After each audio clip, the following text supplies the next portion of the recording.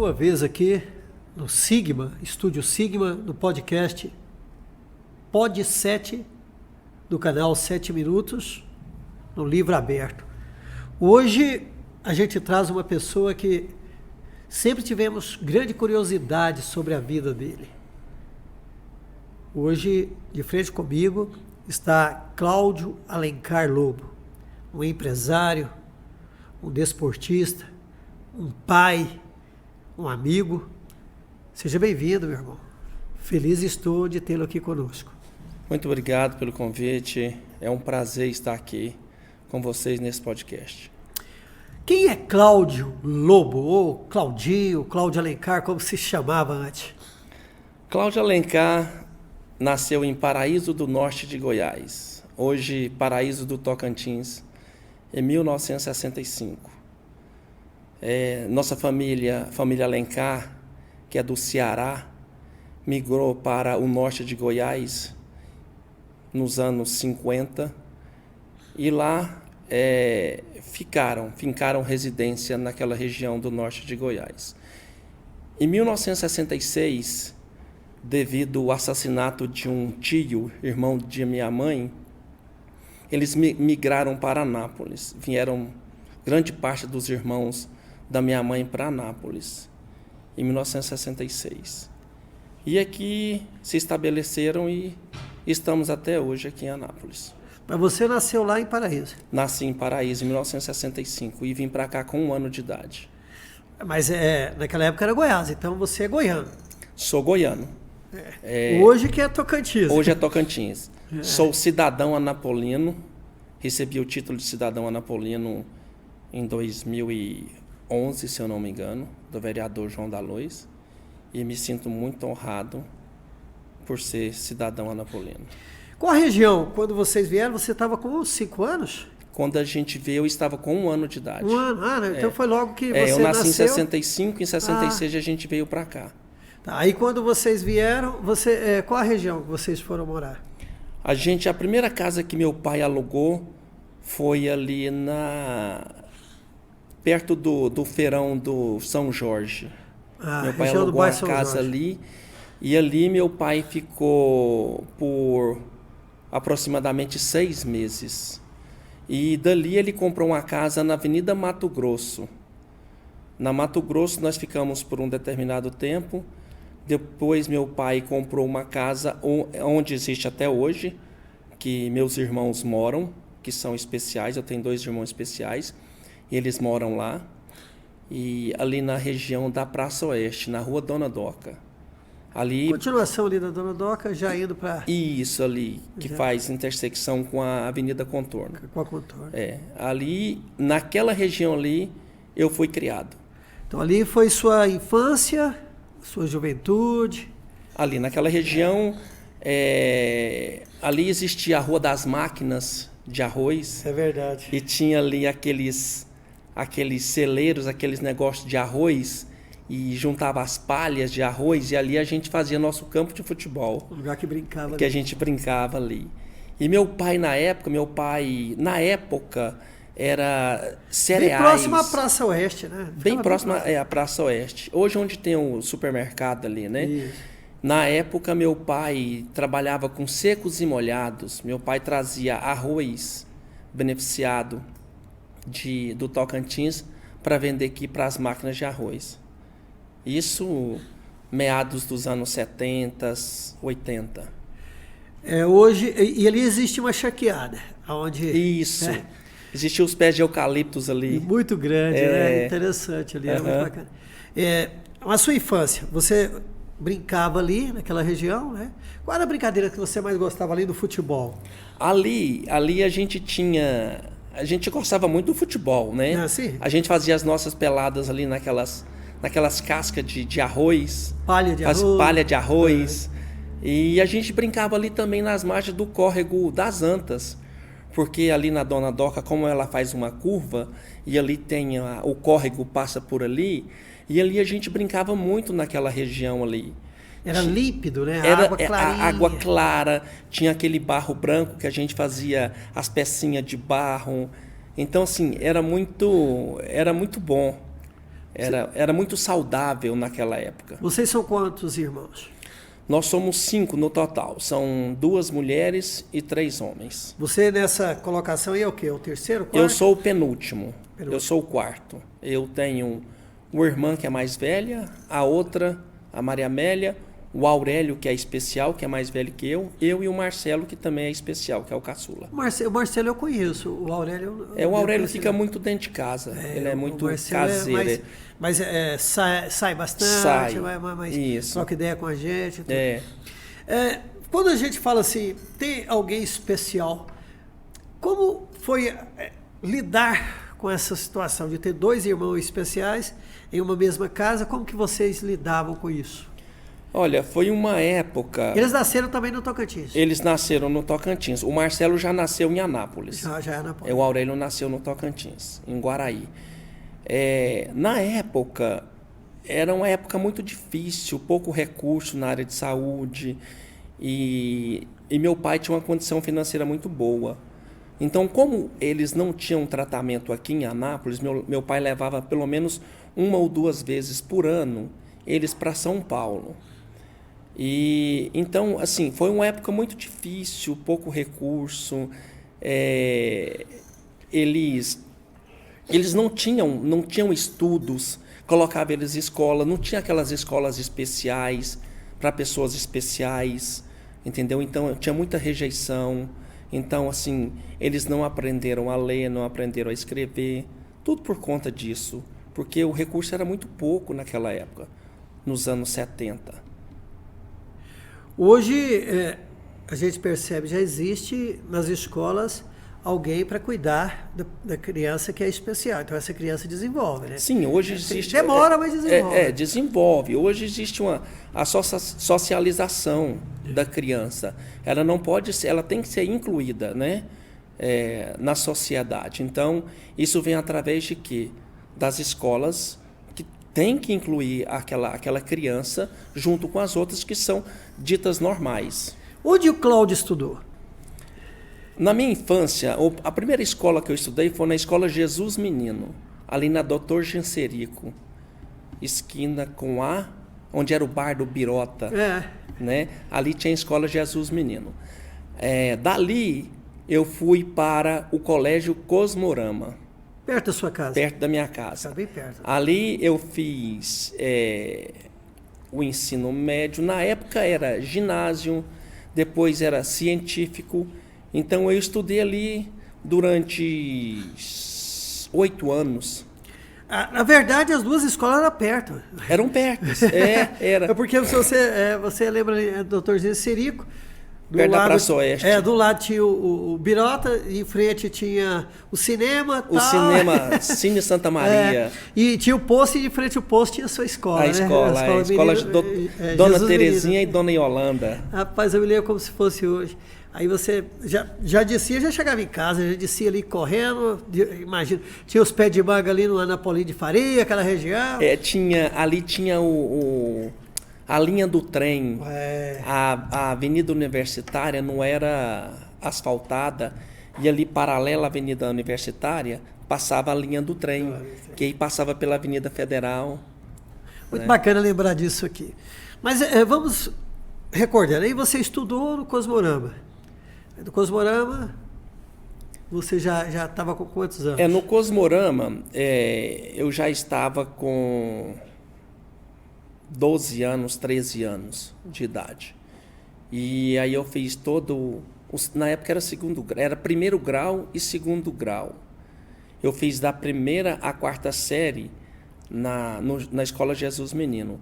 Da 5ª série até a 8ª série, até o 3º ano científico, que são 7 anos, eu estudei no Colégio Cosmorama. Então você nunca ingressou numa escola pública? Sempre escola. Como eu disse, meu pai era muito bem financeiramente, então assim, a minha mãe não deixava a gente estudar em escola pública, porque naquela época a escola pública também a qualidade era bem baixa, e ela sempre quis que a gente estudasse em escola particular. E os colégios mais próximos também, na sua casa, era particular, né? Era particular, era mais perto, era o Cosmorama, mais fácil para ela também cuidar de você. Tinha o Gauss ali na esquina, era o Cosmorama, era mais longe um pouquinho, tinha o Einstein, Colégio São Francisco. Esses eram os melhores colégios da cidade na época. Outro dia até falaram do Gauss aqui, né? O Gildo lembrou do Gauss, falou do Gauss, nós trocamos ideia sobre o Gauss. E foram acabando esses colégios, a gente vê se foi acabando e a gente nem percebeu. Nem percebeu. Nem percebeu. E antes do Gauss, não sei se você se lembra, era do Candarianápolis ali. Ali acima, né? E perto da sua casa também. Perto de casa. Ali tinha uma gama de colégios bons, de escolas boas. Próximo da sua escola casa. Modelo. Qual foi o seu primeiro trabalho? O meu primeiro trabalho durou pouco tempo. Eu comecei a trabalhar com 14 anos de idade. Foi na... Como é que chamava aquela loja de esporte que tinha ali na... Ipanema. Ipanema. Certo. Meu primeiro trabalho de cobrador. Nós não conversamos antes não, viu? Porque às vezes eu falo o nome e as pessoas falam, já vieram preparadas. Não conversamos nada não. Era Ipanema. Ipanema durou um mês. Aí depois eu fui trabalhar. Ficou muito tempo, hein, cara? Fiquei. Não dei conta do Rojão de trabalhar de cobrador, não. Aí depois eu fui para trabalhar na Cearalice Imperial. Lá eu fiquei por um ano, como cobrador também. E dali eu fui para o Bradesco. Aí eu trabalhei no Bradesco durante um ano, com 18 anos de idade para 19.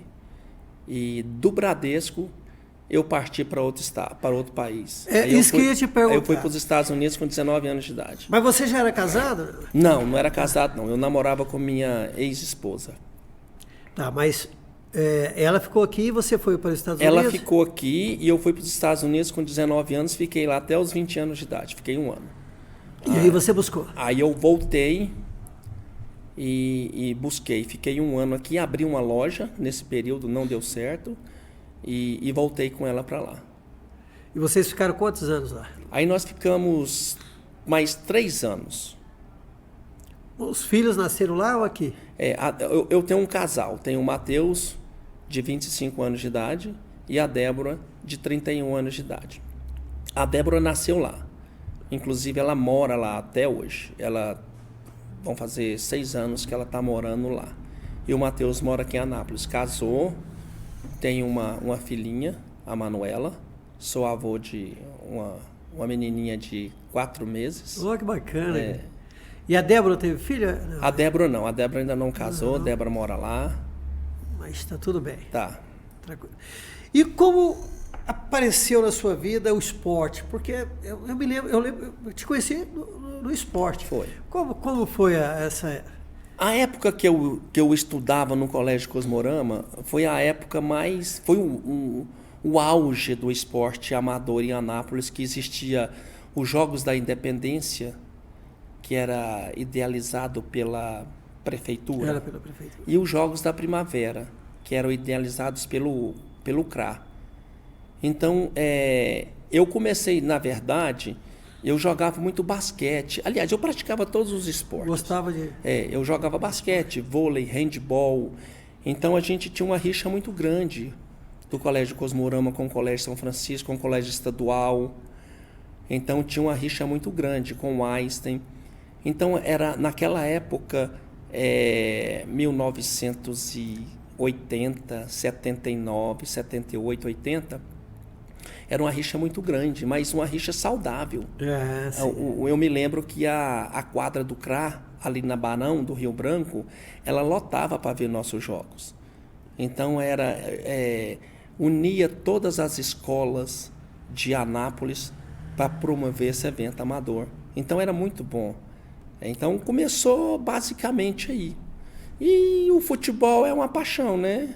Futebol é uma paixão, a peladinha do final de semana, e é isso. Você é flamenguista? Não. Eu vejo que você não é, porque você não falou no Flamengo aqui. Tem os flamenguistas chega aqui. Sou vascaíno de coração. Rapaz, que bacana. Puxa vida. Mas me diz uma coisa. Quando você chegou nos Estados Unidos, você falou, agora, o que eu faço aqui no país? Você já tinha pessoas lá que... Cheguei nos Estados Unidos em 1984.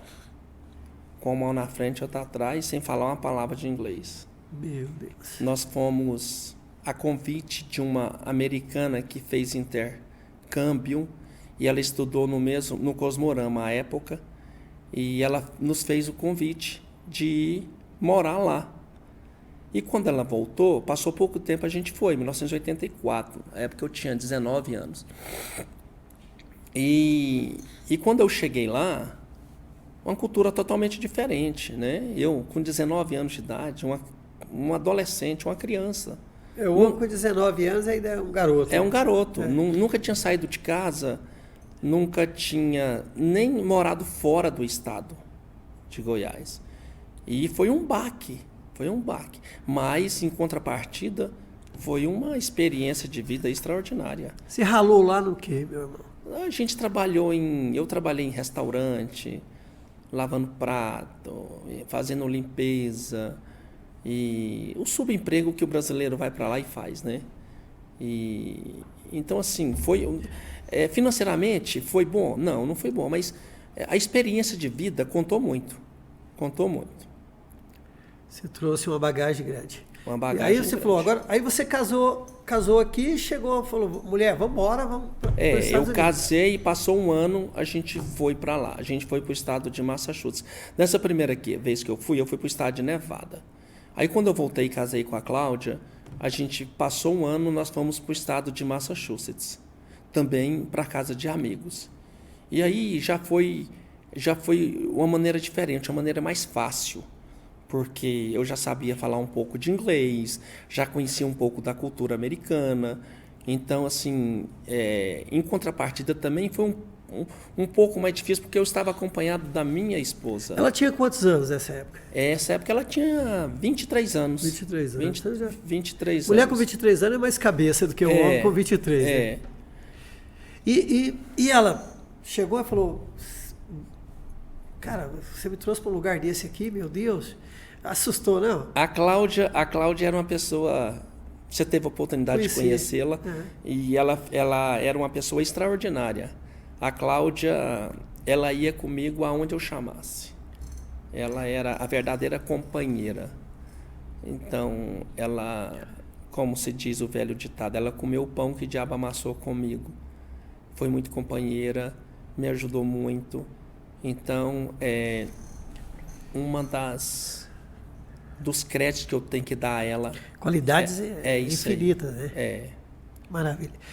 E quando você voltou para o Brasil, você voltou, eu me lembro que quando você voltou, você foi morar no Anápolis City, me parece, né? Quando eu voltei para Anápolis, eu fui morar na casa do meu sogro. Nós ficamos na época lá.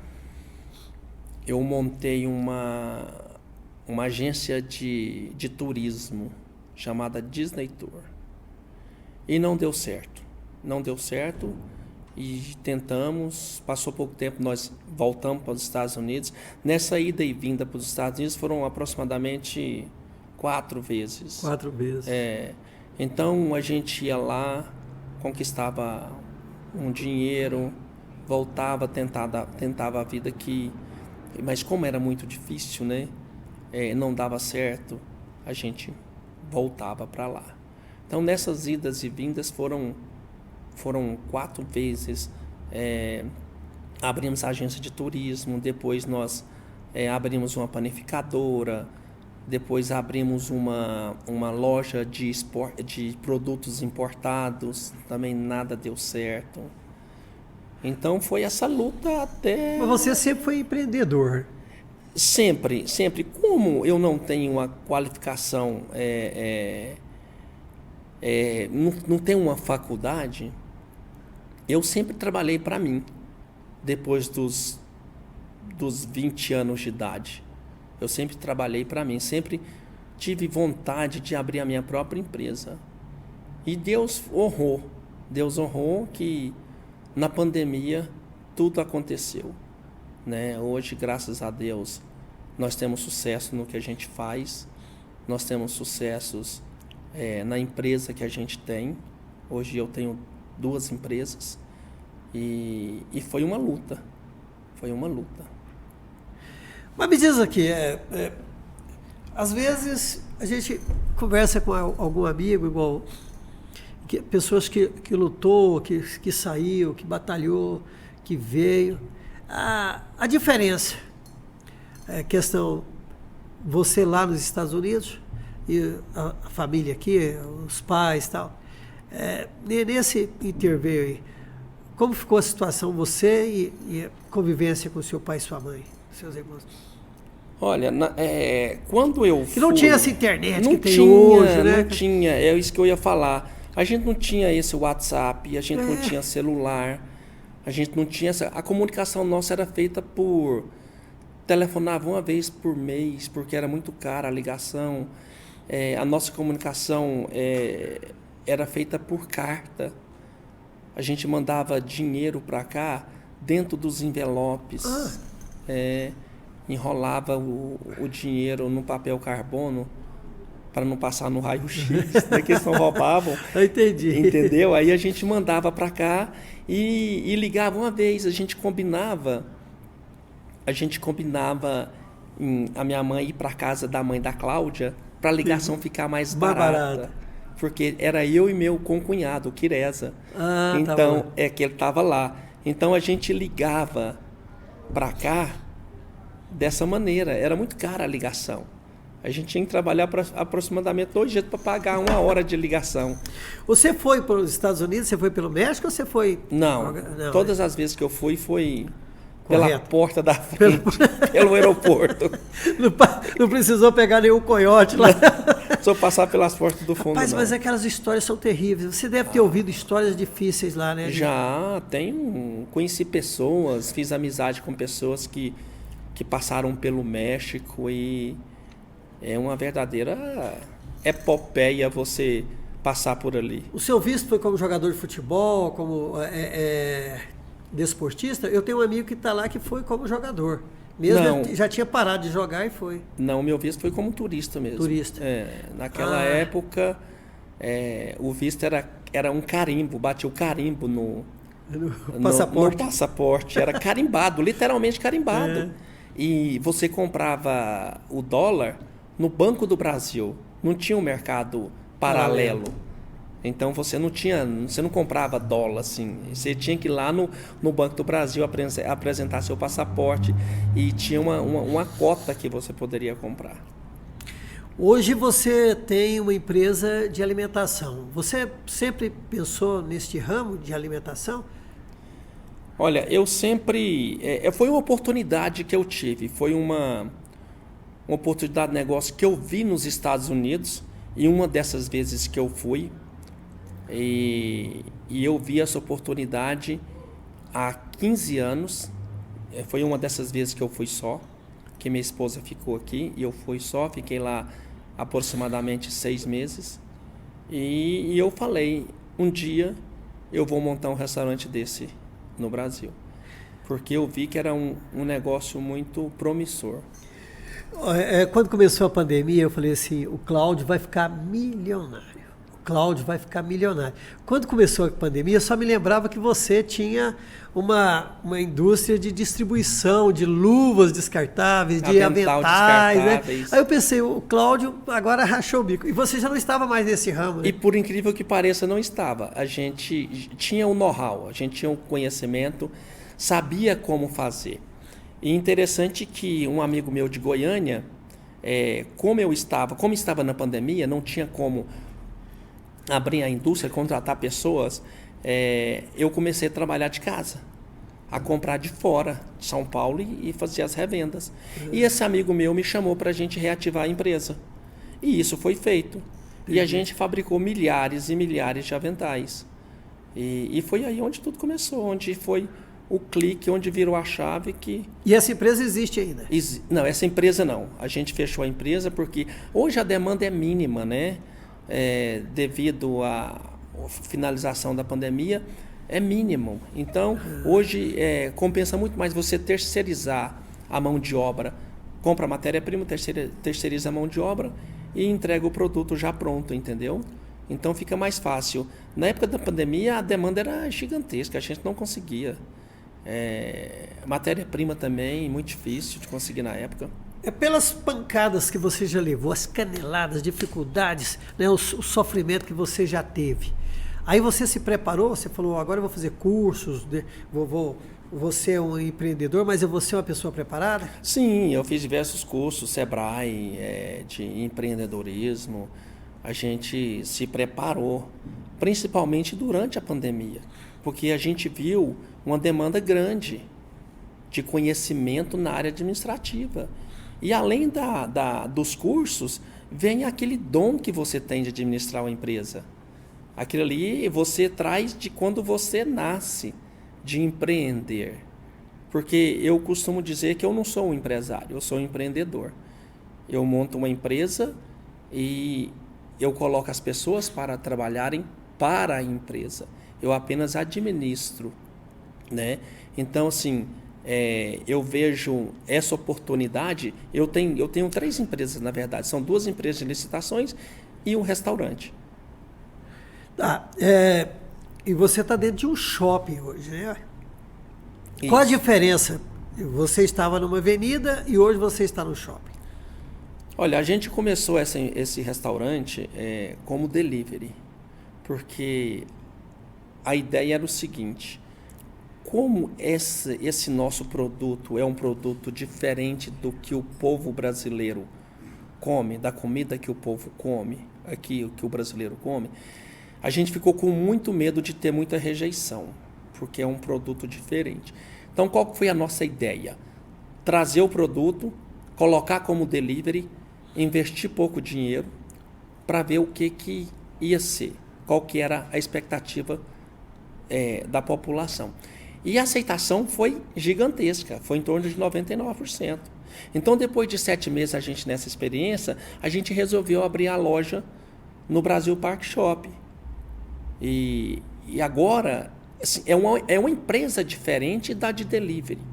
Mas tem o delivery lá? Também. Temos o delivery certo. lá. Nós temos o delivery. Mas é uma empresa totalmente diferente. Mesmo vendendo o mesmo produto, é uma empresa, é uma administração totalmente diferente. Porque você está de frente com o seu cliente. Você acredita que o povo, o goiano, comedor de piqui, igual somos, ele também gosta de umas comidas orientais diferentes? Sim, sim. Se você observar, há aproximadamente 10 anos, o que era a comida japonesa? O sushi, o sashimi no Brasil, em Anápolis. Ninguém comia comida japonesa. Hoje a gente olha em Anápolis, depois de 8, 10 anos, olha a quantidade de restaurantes japoneses que existe na cidade. Adoro yakisoba, rapaz. Não é? É interessante você falar Olha isso. a quantidade de restaurantes japoneses que nós temos em Anápolis. Então, o anapolino em si se adaptou muito bem à comida japonesa. E antigamente, o custo da comida japonesa era muito alto. Não era acessível para qualquer pessoa. Era mais acessível para a classe alta. E hoje não. Hoje a classe baixa, qualquer um pode comer um sushi, um sashimi. Né? Então, acalhou muito bem ao paladar do brasileiro. Muito bom. Tudo que é bom dura pouco, cara, mas sempre se repete. Depois a gente vai voltar aqui para falar mais sobre isso. Uma mensagem que você deixaria para alguém hoje que está querendo iniciar, falar, eu quero montar um negócio, qual seria a sua mensagem hoje? Eu iniciaria com a palavra persistência. Tudo aquilo que você for fazer, faça com amor e seja persistente naquilo que você às vezes você vai montar um negócio e você quer que dê resultado imediato. E não funciona dessa maneira. Você tem que ter persistência, trabalho, arregaçar as mangas e lutar por aquilo que é seu. Não deixar os seus funcionários, as pessoas tomarem conta. Você ir lá para dentro, arregaçar as mangas e trabalhar até o negócio girar. A partir desse momento, você está tranquilo, aí sim você pode administrar o seu negócio. Mas persistência é a palavra-chave. Muito bem, hoje nós estivemos com o Cláudio, né? Cláudio Alencar Lobo, esse cidadão, podemos dizer, já é anapolino, porque recebeu o título de anapolino, mas que veio para cá muito criança e hoje é um empresário. Está nos dando a grata satisfação de estar no Livro Aberto aqui com o Bento Piancó. Muito obrigado, meu amigo. Que Deus te abençoe muito, cara. Muito obrigado por ter vindo. Eu que agradeço e desejo sucesso para vocês. Muito obrigado. Você que me acompanha, você viu a mensagem do Cláudio, né? Seja líder, seja o cabeça e vá para frente, tá? Muita paz e a gente volta aqui nos 7 minutos a qualquer hora. Fiquem com Deus.